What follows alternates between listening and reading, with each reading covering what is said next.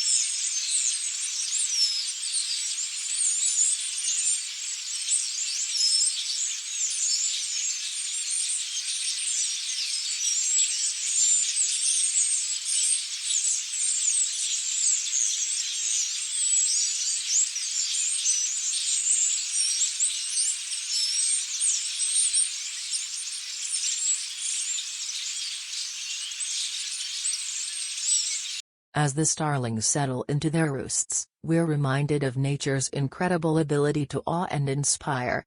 The starling murmurations in the UK are not just a natural wonder but a symbol of unity and resilience in the animal kingdom.